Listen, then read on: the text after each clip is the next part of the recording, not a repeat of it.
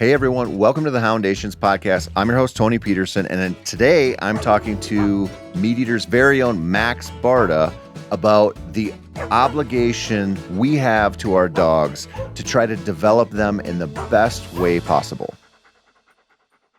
So this is a fun one today. I actually, met Max through MeatEater here. He's been a videographer with us for a couple of years. Super good guy. We filmed some deer hunts together, and I found out pretty quickly that Max is crazy passionate about bird dogs, and he has an awesome dog, Ruby, who not only did he train himself, but it's his first real bird dog, and she's an amazing dog. So I wanted to kind of get his process on how did he get the dog, how did he learn to train, and how did he go about developing this dog to be so special, which is what we cover in pretty deep detail, go into steadiness, recall, just different methods, and just a lot of really good, useful information here from somebody who's young, but went through the process the right way. So I think there's a ton to learn here, and I think you're going to really like it. Max Barta, how are you today, buddy? Tony Peterson, I'm doing well. How are you? Good.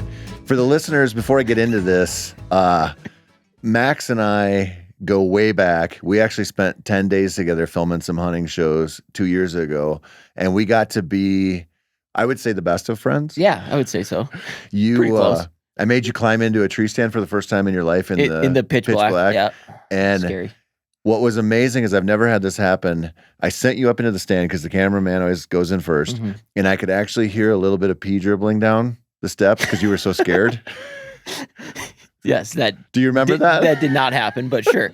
And I had to give you some wipes when we got up there, and that was really awkward. No, that did not happen, but that did not happen. We actually had great hunts, hunted with my daughter, got to watch her shoot a spike. She was super happy. I shot a deer.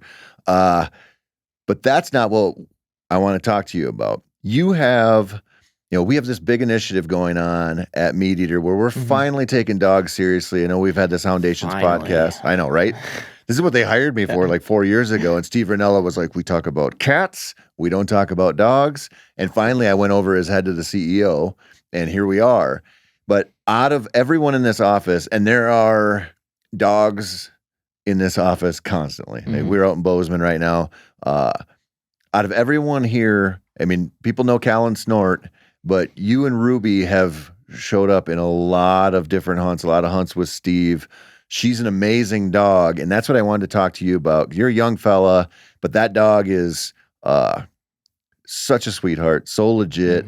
And I just wanted to go through a little bit about your process of how you got her, and you trained her yourself, which is where I really want to go with this, because when you see, I think when a lot of people see a dog like her, they would assume, especially a guy in the industry, that you shipped that dog off, had somebody else do all the work, you brought it back, followed the rules, and there you go, great dog. But you did it all yourself. And we're going to get into that, but I want to go back to the beginning. Have you always had dogs? Yeah, I guess we had a family dog. I wouldn't say it was like a true hunting dog. When I was middle school, high school, it was a GSP. And we got it as a family dog, but then also like my dad and I kind of half-ass trained it to be a hunting dog. So was the idea with this dog more to be a house dog or more to be a hunting dog? Yeah, I would probably say like 70-30. Okay. 70% house dog, 30% hunting dog. Right. So if you're leaning that way, you have to get a hunting breed. Yeah. Right. But it might not be a hunting dog. Yes, exactly. So I mean, you see so many dogs out there that are like a hunting breed, but they don't do much hunting. And like at the time when we really got them, like I couldn't drive myself, and so like I couldn't take it hunting myself. Otherwise, I would have, So yeah, it was like I said, it was like 70% family dog, 30% hunting dog. And so, did you train that dog? No, we shipped it off. Okay. For like 4 months. Its first year, we brought it back, and then that was it. No more training? No more training. So was it your dad's idea to get a GSP? I think it was like that time where it was just like, oh, we saw an advertisement. It's cheap. It's a GSP. We can hunt over it. Like, let's get it. What were you going to hunt with it? Pheasants? Pheasants, yeah. And so you shipped it off. It got trained to some level. To some level. And like, it was just like, I don't know. There was like many things wrong with him. So, Like what? like he would like have the natural ability to find birds, but like just lack of retrieving. Right. You would shoot a bird, he would go to it, look at you, and be like, "Hey, the bird's right here," and not bring it back to you. You would go up, pick it up, and then he would go look for another one. So, could you toss a bumper for that dog and have it bring it back or no? Yeah, a little bit. Nothing too serious though. Nothing like a lab, you know. Right. So it was just like, I don't know. It was just like I said, like he could find birds, and you could shoot birds over him, but you would have to find that dead bird. Right. At the end of the day. So, I mean, that is not an uncommon story. oh no, especially like being like a father and a son too, and just want something that does the bare minimum is Right. like perfect, you know. Right. But I mean from the perspective of a GSP that will do everything but that. Yeah. You know, and that's something we talk about a lot. And you have to be a little bit careful because people get really worked up about different breeds. But it's like that's just a consideration for that breed in general. Like there are some GSPs that are going to retrieve like fiends, but there's like you mentioned labs, which we'll get into, but you're way less likely to just go get a lab that won't retrieve than a GSP, right? Like that's just how it goes. So you didn't put any, like you guys didn't put any real work into that after you got it back. Totally. It was like, it was kind of shocking to be honest with you. And like the only training we did was like, we took it hunting and see how he performed, you know? Right. That was it. And he performed like a dog that was raised that way. Yeah. How did you go? So there's a general progression with a lot of people, right? Where it's like our breed loyalty comes from some exposure to something. And it's kind of wild because it's like we don't look at dogs like we're going to freaking love every one of them to death, but we do. So, you get exposure to golden retrievers when you're 10 years old because your uncle has one or whatever. That's the first dog you hunt over. Some people never deviate. They're like, I am a golden retriever guy till I die, and I've always, I went through that route with my first dog, and I ended up with black labs that I have right now. And I kind of always thought I would because of my uncle and who I hunted with growing up. He always had black labs, but it's like a very common progression for people to follow some line like that, but you didn't. So no. And did that experience with that dog point you in a different direction, or was it your love of waterfowl? Honestly, like, I mean, Toby, that was the GSP family dog growing up. It wasn't really like he deviated my plan as far as like what dog to get. It was just like my passion for waterfowl hunting just took like an extreme mountain climb. Like it was just like waterfowl hunting or nothing, you know? What? Why? What? Just because like, I was just like, well, so like the way I got into hunting was like my grandpa pheasant hunted. So my dad pheasant hunted. So I pheasant hunted, you know?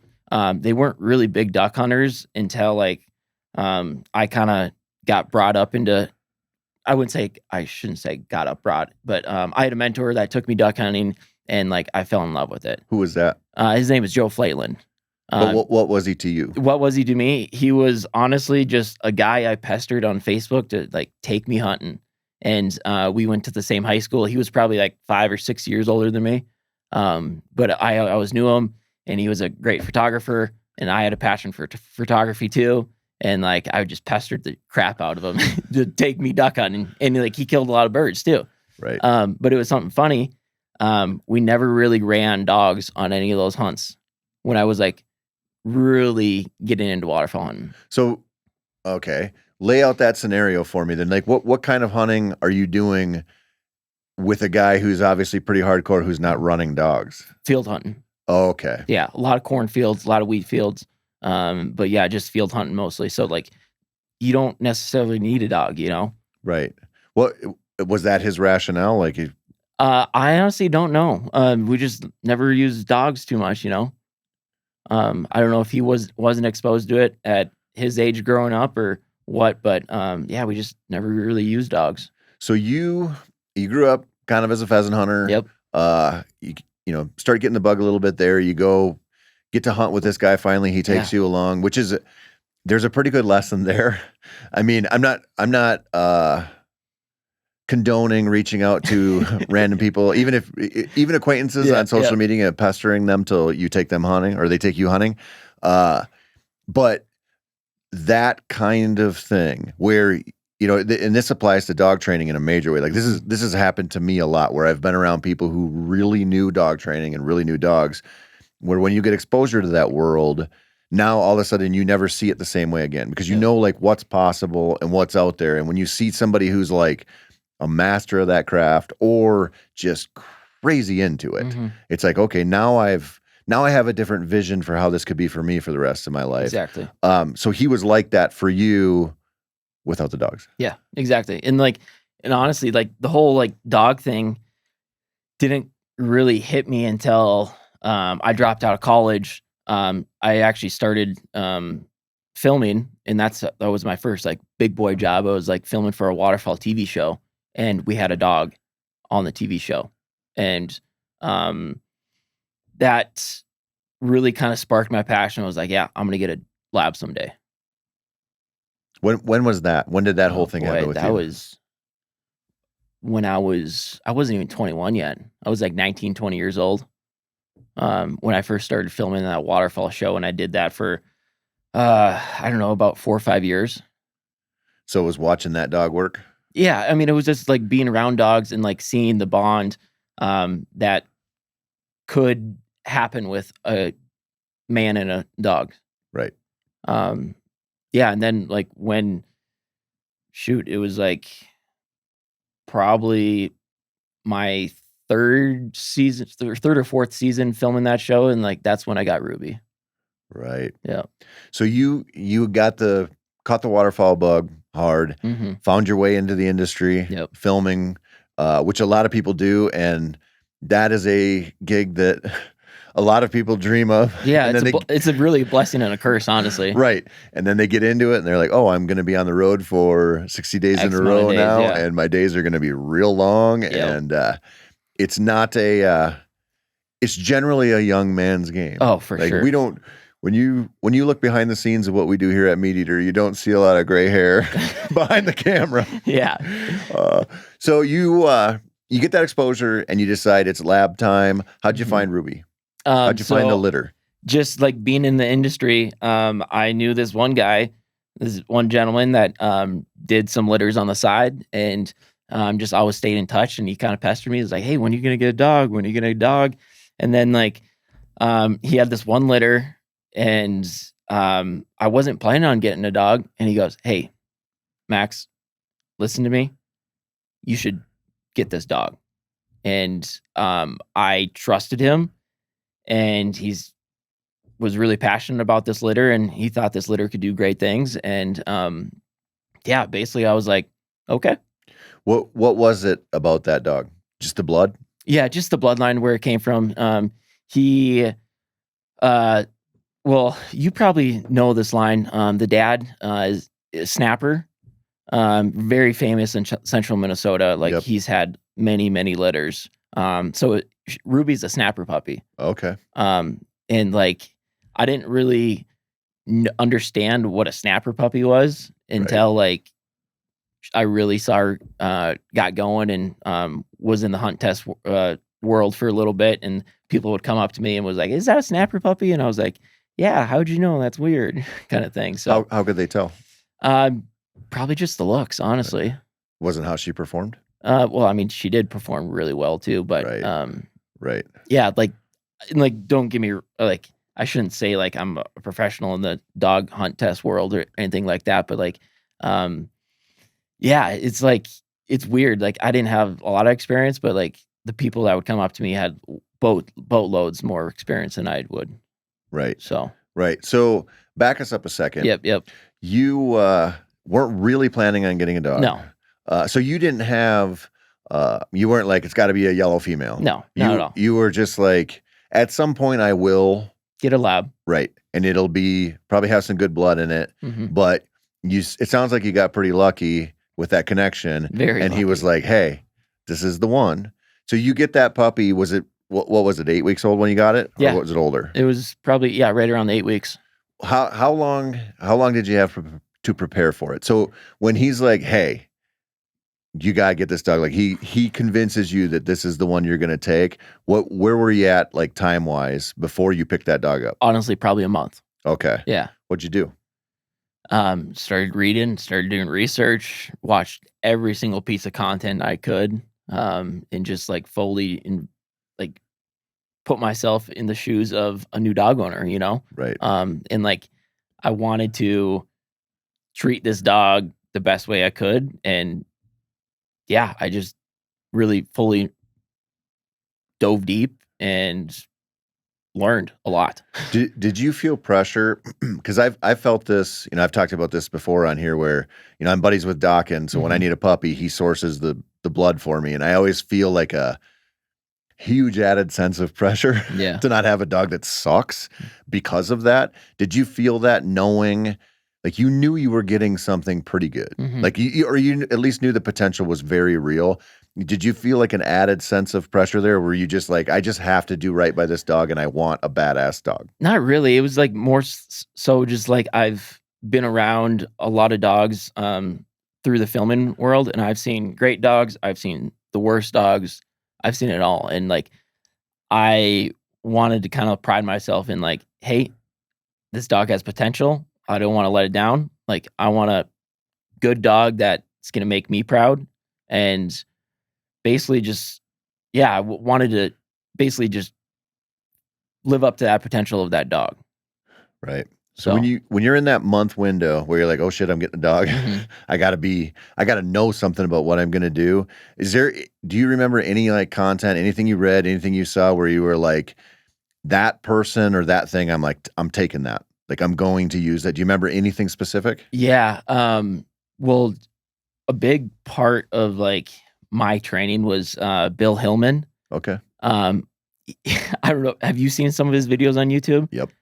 They are the oldest videos, and he is, like I mean, he's old of age, you know, but they are the corniest videos, cheesiest videos, but they are so good and packed full of information. And, like, um, I was, like, basically just watching those videos very religiously and taking everything I could from them. Right. Um, and so, like, going back to your question about, like, anything specific, everything. Yeah. I mean, there wasn't one thing that stood out where, I was like, "Oh, this is important." It was all important to me, you Right. know? All from the basics of, like, basic obedience to e-collar conditioning to whistle stops, everything was important, so There's a there's sort of an interesting thing out there. I mean, there's so much content, so right? much, yeah. And there's like old guard trainers and new guard trainers, right? Mhm.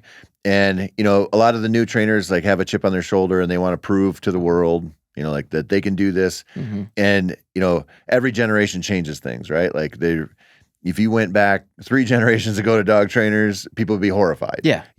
That's how it goes. But there's something about, and this is going to seem so obvious, but there's, like, something about those people who have had their hands on so many dogs. Mhm. Not, they don't have to necessarily be like a peer retriever trainer, right? Like, just a dog trainer that has the decades of reps. Yep. Where, especially when you're talking like puppy behavior and foundational stuff, and some of these things, like, you just can't screw up, gunfire intro, water, whatever, where it's like, it doesn't really change. It's like, man, like, there's like little subtleties and stuff, but when it comes from a source like that, it's usually just, like, so ubiquitous. It's like Yeah. across the board with puppies, and it's so important to learn. Mhm. Yeah. And, like, another big thing for me was, um, I was always told, like, each dog is different, and so you can't take just one training method. Right. So, like, the analogy I always use, like, 2 plus 2 is 4, but also 4 plus 0 is 4, and also 3 plus 1 is 4. There's so many different ways to, like, navigate to accomplish one goal, and there's just different paths to get there. Right. And so I was using, 3 or 4 different training modules or just, like, training methods, and, like, I figured out what not only worked best for me, but also worked best for the puppy. Right. So when you bring that puppy home and you've got it and you're like, okay, Mhm. I've been just, like, feverishly devouring information Yeah. on this. What'd you do in the first month? In the first month, just nothing serious, just had fun with it, let the puppy grow, basic obedience, just like, just all your basic stuff. And like, I really didn't get too serious with anything until like that 4 or 6 month range, cause like the basic stuff is your rock to everything, Right.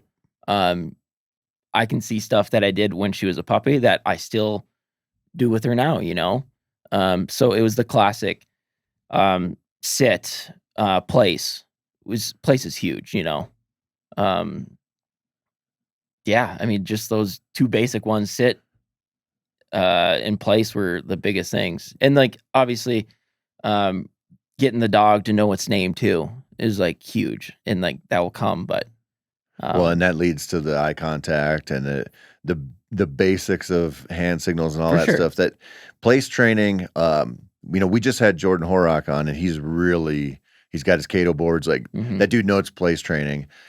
That I'm starting to sort of believe that like that might be the most underrated uh, aspect of training that you mhm. can do with not even just hunting dogs, but most dogs. Yeah. Like I've been messing around training some non-hunting dogs for people where I live, and I just started working with this King Charles Spaniel, which is a dog that it's a year old and it's on its third home.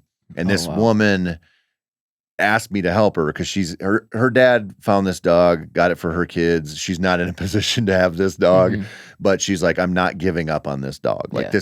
this is going to be its home, and her kids are bonded to it. Like it just is what it is. And the just talking to her, she's like, he's stubborn, tons of energy, right on down the line. Started to get a little nippy with some of the people coming to her house, Mhm. and in my head, I was like, oh, this is going to be rough. This is going to be a tough one, like a Yeah. challenging one. So right before I flew out here, I met her at a park, and I brought a Cato board. I brought a 30-foot check cord, and I'm like, I'm just going to hang with this dog and just see. That dog was placing for me, and I was using treats, but For still, sure. 10 minutes after I got there, and she was like, I cannot believe this. I'm like, you have a little working dog here Mhm. that has had no structure, has had no Had stability. no job maybe too. Right. No confidence, Yeah. which is a big one, and just anchoring that dog's attention with a place board, you could feel it like shift. I mean, Mhm. I maybe spent an hour with that dog, and I started with that just to see because I could see it would sit. Like if I could get its attention, it would sit and do a few basic things. So it wasn't like total blank slate. Took it for a walk, let it run around a little bit, brought it back and did place, and it immediately recognized that. And I was like, I don't think you have a stubborn dog here. I think you looked at this dog and thought it was stubborn because it doesn't do what you want it to Mhm. do, but you just didn't know how to ask it the right questions Yeah. yet. But even just seeing the way that that dog related to that place board was such an eye opener. And you see that with, young dogs. If you work that is like can be such a positive association. It's such a signal to them that like good stuff's going to happen and you're going to earn it. Yep. And they love that. Yeah. So that's interesting to hear. Yeah, and, like, especially when you have a puppy, if you make training, like, the highlight of their day, they're Right. gonna wanna train every single day, which I think is a big like, making everything fun and exciting, and like I said, like, whatever that objective is, whether it's place training, force fetch, just fetch, make it the best thing ever for that dog. Right. And I mean, it's that's like we look at it and go, well, I want to train my dog because I want my dog to be good at this and this Mhm. and this. But when you say that, what you're saying is I'm building that team. Yeah, And that that bond, and yeah. that dog wants that team. Mhm. Like, it doesn't want you just to be the boss. Like, it wants to work for you, and when you start that off, like, right off the bat and condition them to, like, "Hey, you're gonna interact with me in a way that's gonna be fun, and you're gonna get rewards, and we are gonna be like we are working together." It's not just me showing up and, like, "You gotta run through these drills," and, like, I mean, you can get a dog someplace with that, but it's if you look at it that way, like, as the team aspect, and it's like you're instilling in that dog from 8 weeks on that you are the source of that structure, but also that fun tied into the structure and their ability to please Mhm. you or like their opportunity. it's a game changer for the rest of their life. It literally sets them up to be better dogs and more confident dogs forever. For sure. Yeah. So when you got Ruby, you weren't working at MeatEater yet. You were working in the industry doing some filming and stuff, but you had no idea that you would have to train that dog to the point where you were going to take it with Steve Rinella and film it, and it was going to end up on Netflix. No. Well, she never ended up on Netflix. She didn't? No. I mean, we've done some stuff with Steve, like just like fun hunts and like some stuff on YouTube, like the Bussin' and the Boys stuff. Right. Took Cole Wetzel, country music artist. That was pretty sweet. But yeah, no, I like never in my world did I thought I was ever gonna run that dog with as many people and as I have, and like as many places as I have either. Does it make you nervous taking that dog out with, you know, I mean, because this is, you know, you talk about taking Cole, Bussin' with the Boys, like this is a weird scenario for, like, it's probably kind of hard for people to understand that you might come into the office and find out that next week you're hunting with 3 dudes you've never met for some kind of project or something, and you're running your dog, and your dog is going to be like a central part of that. I mean, not really. No, I wouldn't say it makes me nervous. Like, I mean, my first instincts are like, is she gonna be safe? Are we gonna have fun? You know, like. Well, I mean, that's part of what I mean. Yeah, nervous. I know. I mean, you want your dog to perform for sure, right? Like when you're in that situation, you don't want your dog to, you don't want the wheels to fall off. But also, hunting with people you don't know with your dog. Yeah, that part sometimes makes me nervous for sure. Right. Yeah, but that all goes to like proper training, like not breaking, you know, and like setting some rules with those hunters too. Is like, hey, when I send that dog, no more shooting. Right. You know. Does everybody follow the rules? Have they always followed the rules? Yes, for the most part. I've never had any like big scares or close calls like that, knock on wood. Right. And so I'm super thankful for that. But yeah, I've like, and like another big thing is like hunting with a small group of people. Like everything's controlled. It's nothing too crazy. Yeah, because like once you get with those larger groups of people, that's when there's lots of gun infractions, you would say. Right. You know? Yeah, that can be a rough situation. Yeah. But that's, I mean, you brought up something there that's like super important, I think. You know, I've written about this a ton, but I think the 2 hardest things to train into a dog, or like at least 2 that are way up at the top of the list, are steadiness and recall. Yeah. You know, like they're so unnatural for dogs to, you know, come back to you when there's something more interesting to sniff or chase or whatever, and to get a dog to sit down and wait to do what it wants to do more than anything in the world. Goodness. With a high stimuli environment. Like it's just tough, right? But both of those have that safety aspect. And when you talk about that, like a duck dog specifically that isn't steady, people hate that, right? Because it's jumping out, birds are flaring, whatever. It's like it's a bad deal, but it's also a very unsafe situation. You've got that bird knocked down in the water, and that dog's supposed to stay there, and somebody's like, I'm gonna finish that green head off or whatever. Especially if it's a cripple, you know? Like, right. And then your dog takes off. So there's we sort of tend to frame that up as like a dog with really good recall or a dog with really good steadiness or both is a great dog, which is true. But it's also not just about like you having a good dog. It's about you having a dog that's going to be safe in spite of what it wants to do. And in spite of what's going on around you with, you know, your hunting buddies or whoever you happen to be with. Yeah. No, I mean, I can't stress that enough. Is like a steady dog is a safe dog, you know? So how did you work that into Ruby? Oh, just repetition. Give me an example. I mean, of like a drill. So, I would say, I mean, the first thing that comes to mind is live pigeons.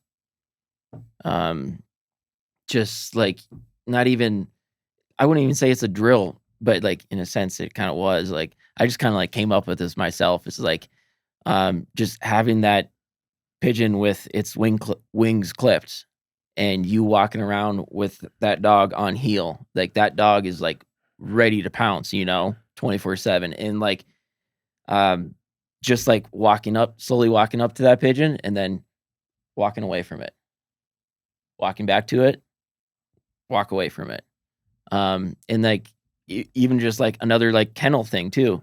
You have that dog place or like in kennel, and then you're walking around kicking up this pigeon and it's bouncing left to right all over the place. And like that dog is in its kennel or on place the whole time and does not leave until your release command or anything like that. So, yeah, I don't even know if that's not, I mean, Well, it's that's like advanced level stuff. Yeah. Right. I mean, most people would be really happy if they could heel their dog, replace their dog, chuck a bumper, and wait 30 seconds before that dog took off. For sure. But yeah, I guess like at a basic level, that starts from when that dog's a puppy. You have it sit, you put food down in front of it, right? You release it by name. You wait 5 seconds, 10 seconds, 5 minutes. You just build up those building blocks. Yep. And then you can transfer that into the like, just regular fetch too. Just with a bumper, have that dog at heel, sit in position, throw that bumper, and you wait. And forever, how long? Like I said, the same thing with the food, 5 seconds, 10 seconds. Yep. And that starts early. Yeah. So that's what I was hoping you would say. There's like sorry, I jumped no, that's next all right. level. There's like an escalatory feature built into good dog training. Yeah. Where that making a dog wait to eat when it's a puppy for 3 seconds or 5 seconds is the foundation of steadiness. And, if you skip that, you have more difficult work to do later that might not stick the same way you'd want it to. So you do that, and then it's 5 seconds, then it's 10 seconds, and then you start working on that retrieving desire or that retrieving drive and working on those. And it's like, okay, now you got to wait 3 seconds to get that bumper. And it's that dog's conditioned to that. Like the reward's going to come. I just have to earn it. Exactly. And then you get to the point where you're like, okay, I'm going to do big distraction training, like with a live pigeon, which is a hugely difficult thing for them to ignore. That is about as close as you get to a crippled duck. Right. I always say that's like if you took like a 15-year-old boy and you're like, you're going to learn algebra, but you're going to learn it in a strip club. They'd be like, this is really hard environment for me to focus in, but maybe that's a bad analogy. Yeah, I don't know. I mean, it may be a little. But when you think about how people screw up training that, like, because that skill is a long game thing. That behavior is a long game thing that will test them. Like when you could do that with the pigeons and get a dog to that point where it's so rock solid and take it on its first duck hunt and it's going to break. Yeah. Because now you've changed the rules and now you're like, we're at the top of the mountain, buddy. And it's like, they're just going to do it. Yeah. It's not, is that dog going to break? It's when. Right. Right. But that's another thing to look at. So you build in all these layers and you're like, that is important to me because that's a good duck dog. That's a good dog, but it's also a safe duck dog. But you get to that point and you go, I can see into the future and I know when this dog's going to screw up, right? Like when that distraction comes, like you can see this. I saw this yesterday. We were filming some stuff. You did too, where if there's another dog out there working and it's visible, that changes the entire dynamic, especially if you're working with a young dog. Yep. Even if that other dog's 300 yards away chasing a Frisbee, that's a big attention pull. Yep. And so when you think about that, where you're going out there for that first duck hunt with Ruby and you're like, man, I know what's coming. I mean, oftentimes the best thing to do is be like, I'm going to be the dog handler and I have somebody else who's going to shoot the woodies or whatever, because I know what we're dealing with. And I want to be on top of this, the break in the behavior chain right now, because I can see it coming. Yeah. And like, that was another big thing too, is like when we started actually going on hunts, there was those first couple hunts it was not possible to have a shotgun in the blind when like I was like worrying about her the whole time. Like you either had to handle the dog or simply just not like having a shotgun there. Like you can't have two priorities, you know.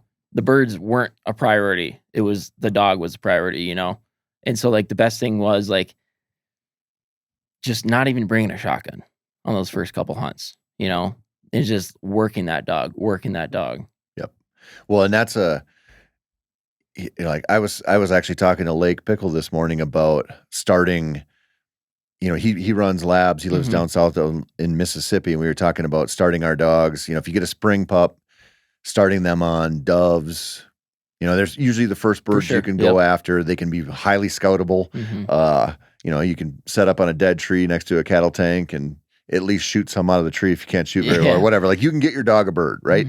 And in my world, a lot of times that's either doves or it's woodcock because they're the first kind of small bird opportunity that's really good. But when you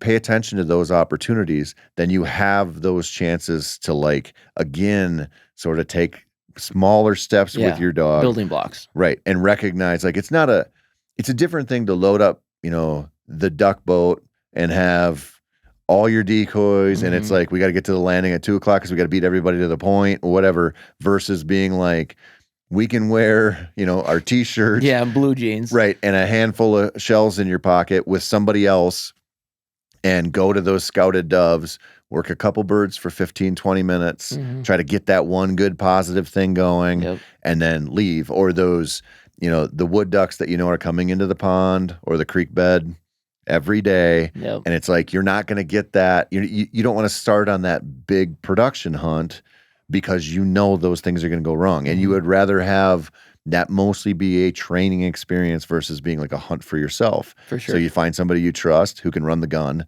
and you're like, okay, now that's a short window, but like a really important one for you to be like, I'm going to tamp down my ego and my desire to kill something and I'm going to let somebody else do it while I walk my dog through this part. Because once we do this, like the next step's a bigger one, but when this one's in place, it's a really good one to have. Yeah. And if you skip it, again, you're in trouble. Yeah. And like Ruby's first hunt was a dove hunt out here. And yeah, I think we had a lot of shooting, but like I didn't do a lot of shooting. You know, Right. I did some after like I was like checking on her. I was like, yeah, okay, like nice easy one comes in, I'm gonna shoot. And like, but I was shooting like this the whole time, like almost just keeping a close eye on her because Right. like if anything happens, like as far as like she creeps or she breaks, like you got to be on that right away. Yep. Before she gets that bird, that reward, you Right. know, that's another big thing too. Right. Well, and that's Lake and I were actually talking about that this morning. That's a thing that happens a lot when you hunt two dogs. Like not necessarily in the waterfowl world, but in the upland world a lot where it's easy to sort of view it as a success if you have the young dog and an older dog out and you're killing some birds. Yep. But what you're doing with that young dog or not doing with that young dog matters a lot. And you might be missing training opportunities or you might be offshoring a bunch of the important learning experiences to the old dog because they know how to do it better. And you can get into a little trouble there. So it's like it's something that you have to facilitate and be aware of. And I think that's like I think we miss that a lot of times. And I think a lot of people think, well, I go to, you know, my bird hunt is, you know, pheasants in South Dakota for 5 days every year. And that's what we do. The rest of the time, my dog just trains and it's a house dog, or I love to hunt X, Y, and Z, and that's all I do. And it's like, man, when you have that dog that you're developing and all of these behaviors that you want to stick for the rest of that dog's life, you know, maybe don't be above woodcock. Like, For sure. or not, I Or shouldn't even doves, you know, yeah, I shouldn't even say it that way. Like maybe consider every opportunity you have. Like I know, even pigeons too, you know, Right. like setting up on a dairy farm and shooting a couple pigeons. That is great Right. dog training and low stakes. right? You know, I had that's the first birds I shot over Sadie were pigeons at a farm by my house, and you know she loved it. I loved Yeah. it. Like pigeon hunting's great. I know, of course. Like it's like it's not duck hunting, but at the same time that it kind of is like you're decoying them. Right. You got spinners going. Yeah. It's just a low pressure For sure. deal. But that's this is maybe a totally side tangent here, but this is one of the things that drives me a little bit nuts about a lot of the hunting community right now is I hear how there are no opportunities on public land for this bird, this, big game animal, whatever. I'm like, man, there's something out there in an awful lot of places. And one of the things that I go back to a lot is the woodcock migration. You know, most people that I run into aren't like diehard woodcock hunters, right? No. Like they would rather hunt grouse, they would rather hunt pheasants, something like that's like usually like a low priority bird. But their migration is pretty consistent in a lot of places. And they don't know they're landing on public land in the suburbs. No. You know what I mean? Yeah. And so if you were to go try to find wild birds around my house where I live in the suburbs of the Twin Cities, I can find wood ducks and teal because they're doing the same thing, migratory. Nope. And I can find woodcock very consistently on a lot of public land that you will never find a grouse or a pheasant or anything that might traditionally live there because it's just not going to be there. But there's a window during that season where all of a sudden you can have pretty cool, wing shooting and upland hunting there, especially with a young dog or whatever. And it's not like, maybe not your dream pheasant hunt or whatever, but it's like an opportunity. And maybe with that 6-year-old dog, you don't want to do that. But that 8-month-old dog, that's a different thing. Like that is going to benefit you and that dog forever. Yeah. And like growing up in North Dakota, we had doves, but then we also had early season Canada geese. And like Canada geese are everywhere too. And like, yes, I know for a young dog, like that is a big bird to pick up. But like Ruby's first waterfowl hunt was a goose hunt out here. And like, yes, it was struggling of like picking up those birds and carrying them back, but it's the same premise. Is she steady? Is she marking the birds? And like, are we having fun, So. I mean, you take what you have. Yeah, exactly. Right. So like you talk about the woodcock, the teal, the wood ducks is like my opportunity for Ruby that her first fall were doves and geese. Yeah, you literally have to work with what you have. Exactly. So. And just try to set them up for that. So how old is she now? She's going to be 5 in July. And she is super duper pregnant. Super duper. So you decided to breed her. Yeah. Where did that come from? That was kind of like also with like me getting her. One of the stipulations was like, hey, like we're going to do this and we're going to breed her when time's right. And so you were that was just it, huh? Yeah, I guess. Are you taking a puppy? I'm not taking a puppy from this litter. So, my wife and I How hard is that? I don't think it's that too difficult. Is it hard for your wife? No, I don't think so. She doesn't want a puppy out of your dog. I think we're going to do like probably like maybe a couple more litters. And so this first one is probably not, I don't know. My wife and I are just not ready for a puppy right now. So, my wife was there when Ruby was a puppy, when she was my girlfriend of like 3 months. Right. And that first fall was a big task and a big ask from her, like, because I was obviously traveling. But so she had her hands on that puppy a lot. Yeah, big time. And she was also going to grad school and trying to finish a master's. And I put a lot of stress on her. Yeah, a lot. So, but yeah, we don't need a puppy right now. So it's not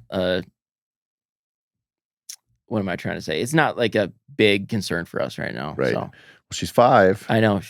So you're like, probably within the next couple of years, right? Yeah, for sure. Yeah. Because some dogs, people hunt them till what, 10?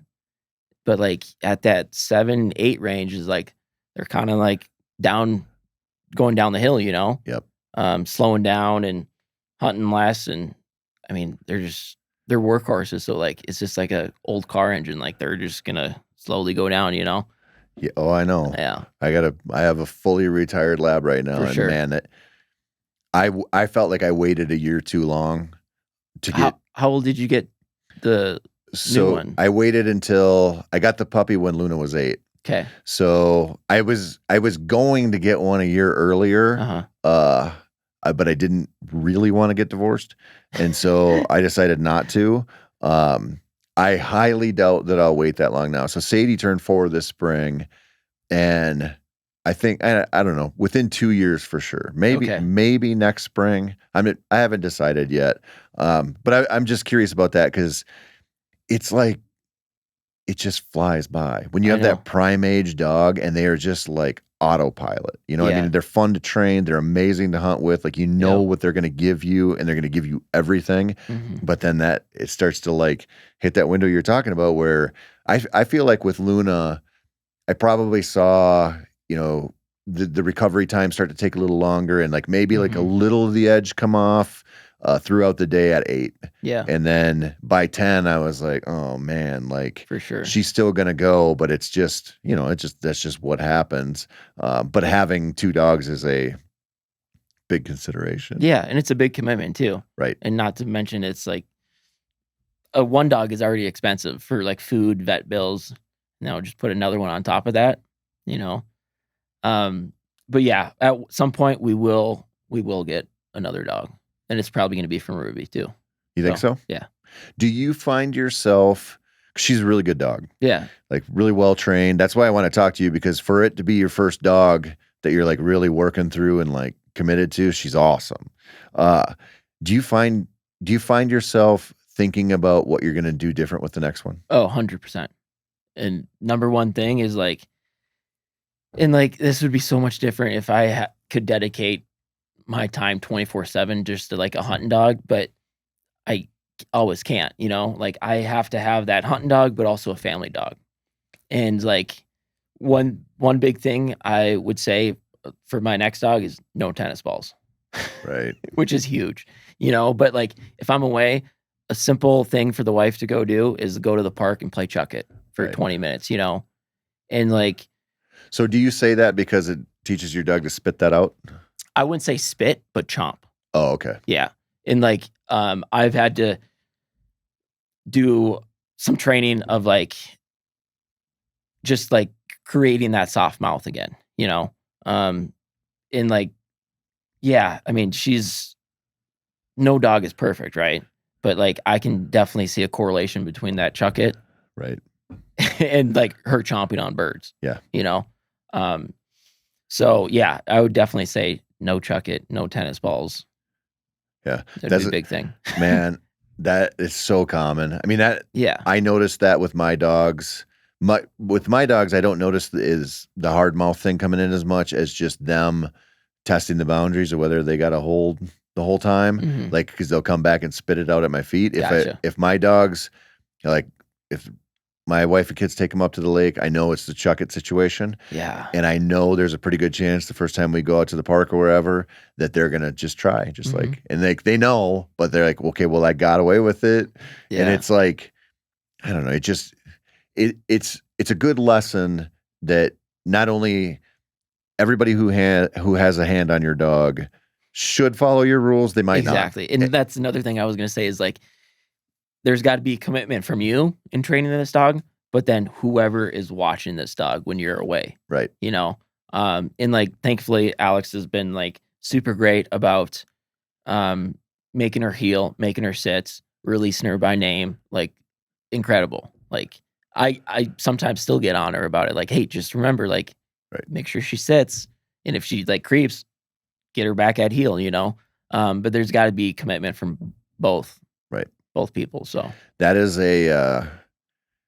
it's a really tough thing. And I I mean, know. it only gets tougher when you have kids. Oh gosh, I know. But it's a good reminder that you can put in tons of work like you did and learn and figure out how to really level that dog up and Mhm. create something super special with it. But you can't take your foot completely off the gas their whole life. Yeah, and like that's another thing too is like I would say in the last like 2 summers, training has become not really a priority. It's almost like, "Oh, I trained her up to here, now I can let the foot off the gas." But you can't do that, you know? Like you still got to keep her sharp, keep her keep challenging them, keep them using their brains too, because like how much brain power does it take to like watch a tennis ball, go out in the field, go out, grab it, and come right back and do that 20, 30 times, you know? Yep. So, Well, I mean, we filmed some content on that yesterday about different environments, thinking through why would your dog be bored, or is your dog bored in this situation? Most likely, yes, because we sort of muddy the waters between actual training and just getting your dog some exercise. exactly. And, I mean, working with your dog's great, Mhm. but like you said, if you're not challenging their brain and doing some different stuff with them, they're going to get bored and you're going to have behaviors manifest out of that aren't great. Yeah. And I'll be the first to say, like, the last couple of years, I've been bad about that. I mean, I think that's a very consistent thing I always tell people, like they'll ask me about like my dog sometimes and I'll be like, I really think that the first 2 years, Most important. you go so hard. Yeah. And it's easy. You can back off some, but you still have to like pay attention and you still have to understand that training is important for your dog, like your dog's mental health, as well as just keeping them sharp. Yeah. And it is easy to sort of think that you're like, well, the job's kind of done. Like I can, I think everybody does that, but it is like, there are moments where you notice that where you're like, you're in the field or something where you're like, oh, that slipped. Yeah, and for sure. And that sucks. Like we worked really hard at that. And now that dog's like, I don't want to do that. And I don't think I have to. Yeah. And like, the whole hunt test thing is like, we don't have to get into it because it's a whole nother can of worms. But like, I wanted to test Ruby, title her. And like, once I reached that title of hunting retriever champion, it was like, oh, okay, sounds good. And like, I didn't do much of training last summer, because like we had that title and like we were busy. I was getting married, moving houses, like we just didn't have time for it. And so like I really didn't have a goal for my training, which was huge. And I've noticed that too, is like if I have that goal, like I'm waking up 2 hours earlier to like make sure that training happens, Yep. So yeah, like that's another big thing is like just like have a goal in mind too. Right. I mean, this might seem crazy, but I think that's so important. And I think it's a primary driver behind at least myself doing more stuff with my dogs. Yep. Like, the shed dog thing burned really hot for a while, and I trained my dogs to do that and like written a ton of articles, whatever. People ask about it a lot. And I'm like, I don't care about finding more sheds. Yeah. I have enough sheds. Like you don't need any more. I like being out in the woods. And getting some exercise for yourself. And right. I mean, I just enjoy walking through the woods with my dog, but training my dogs to shed hunt is just another thing. And so it's like another excuse to do something with them and have them work on something that's more visual than scent based and just kind of like add it into the mix. And it's like, I'm super excited this year.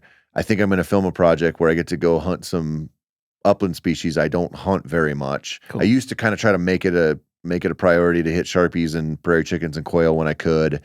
And it's just, I just haven't had as much time. And this year is kind of a priority for me.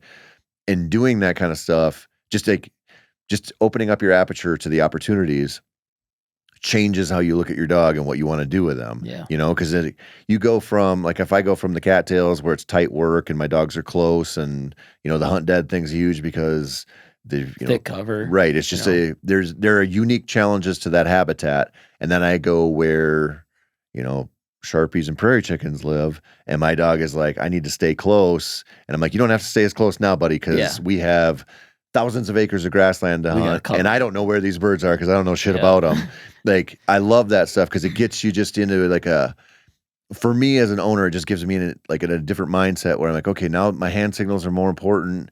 Like, I need to think about wind in a different way. Yeah. And I know that like, I know people are listening to this and they're like, I'm not going to go out west and hunt those birds or whatever. When you think about the opportunities like we talked about earlier with the doves and the woodcock and, you starting your dog on geese, it's like in your state, there's probably multiple kinds of opportunities that are available on public land or public waters that, I think about my home state of Minnesota.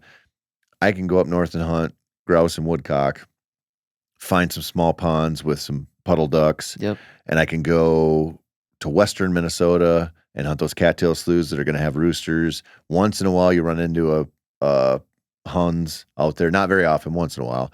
But also the duck situation out there is way different, pretty cool, you know? And you think about that, and then I could go to where I grew up in southeastern Minnesota, and it's like, you might find a pheasant, you might find a grouse, but you got a lot of little trout streams, you got a lot of interior kind of rivers, and then you got the Mississippi.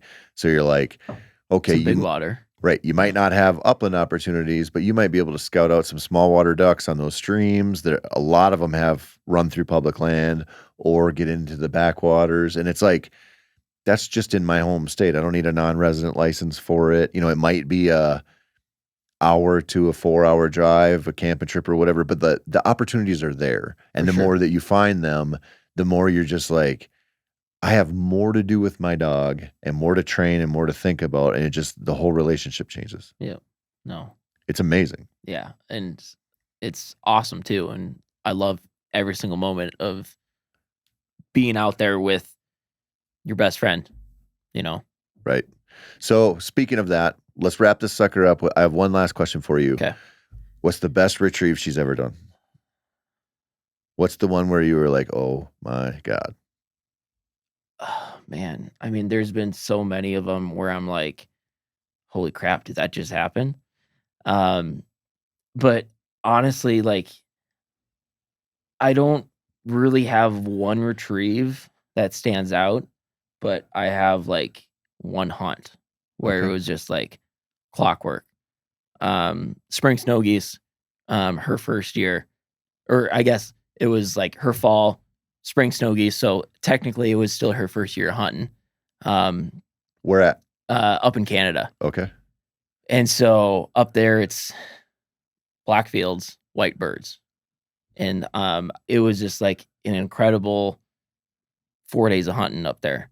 And I could just see her confidence get built and built and built just because those white birds in a black field, just some of those marks and some of those blind retrieves were just absolutely just out of this world. And like, I know you're not supposed to like quote unquote test a dog. You're supposed to train a dog to be able to do these things. But there was a couple just incredible marks where 300-400 yard marks. And I'm just like, okay, you ready for this? And just center. And it was just full speed ahead all the way there, all the way back. Just countless number of retrieves. And yeah, that's one of my most favorite hunting trips with her as a whole. So that was sort of like a watershed moment for her, partially due to the environment and the birds, because making a 300 yard mark in most hunting situations, that bird's lost. For sure. Like visually lost, right? Yes. Like at a certain point, but those birds would hit that black dirt somewhere, and that dog could keep a mark on them 3 football fields away and take a straight line to them and build that confidence and go, it doesn't matter how far away they are. He sends me on this line, I'm going and I'm coming back with a bird. Exactly. And that was just so beneficial in like her learning curve, just with marks and blind retrieves too, you know? Yep. Just like it really spread our distance out, you know? It wasn't the classic 50-yard throw from a bumper or whatever like that, or from like a dummy launcher, you know? Like it was just like real world practical. I shouldn't say real world practical, but it was just cool hunting and just a cool experience for that dog too. Well, I mean, that specific scenario is sort of a happy accident thing where nobody would take their dog to that specific situation for that reason. No. But finding yourself in that situation and seeing what that is doing for her is like the light bulb goes off and you're like, oh boy, like this is an important day or an important trip for this dog. Yeah. And like ever since then, it was just like, just cool. I mean, every retrieve since then, it was just like, you could just still see that confidence just there the whole time. And so like, yeah, you asked me for like one retrieve, but like from that 4-day period, I mean, every single retrieve from that trip was incredible and like so rewarding for me. How many birds do you think she picked up on that trip? Over 200. Yeah. Yeah. Yeah, right. That's just something also beneficial for a dog is like repetition. Them picking up birds too is just like so great for them too. Yeah. I mean, I will never forget. I had a conversation with Dawkin when I was working Luna, and you kind of, I take it for granted, right? But we can get on so many different species of birds, upland and waterfowl, within, a couple hours of my house. Yep. And I remember him telling me, like, you have no idea how lucky you are to be able to get your dog that much bird exposure, wild bird exposure, in a single season in all these different scenarios, because that is what makes a dog, like, that's like the real final piece of the puzzle. Like, that's going to be like a Leatherman, like utility knife, like can do anything. Right. But you can train your ass off, and that dog can be perfect in a training scenario, but that dog doesn't get to hunt and get that bird contact. It doesn't become the next thing. Yeah. Like, you just have to have that piece, and being able to facilitate that somehow. Like you said, you go on a goose hunt and your dog retrieves 200 geese. Yeah. You're like, well, this is going to shape this dog in a positive way forever. Yeah. And that's not, I mean, it's not available to everyone, but like recognizing that that's like the component is the bird contact. So however if you can't get 200 birds in 5 days, which is everyone, pretty much, like, there are other ways to try to do it. And I always tell, my favorite thing is to hunt pheasants, right? Late season pheasants. And when I have buddies who have puppies or young dogs and they don't want to make the drive out, I'm like, you don't understand how many bird contacts your dog's going to get in like a 4-day hunt. Yeah. Like, I go, even, it's huge. Yeah, even if you go grouse hunting and it's really good, you could walk into one pheasant slough, and in the right situation with the right conditions, your dog could push up more birds in 10 minutes than they might in 10 days of grouse hunting. Yeah. I mean, I'm being a little bit facetious here, but like, it's just like that specific scenario is going to help your dog level up so much, because it's going to get its nose on so much scent. For sure. Yeah. It's so awesome. Max, everybody who wants to see your work knows where to go. You're a MeatEater guy. I would say the top 7 videographers we have. Oh, really? I appreciate that. No, you do an amazing job. Ruby's a badass. Thanks for coming on, man. I really appreciate it. No, I hope you get a hunt over here sometime. So next time you're out here, come January, December.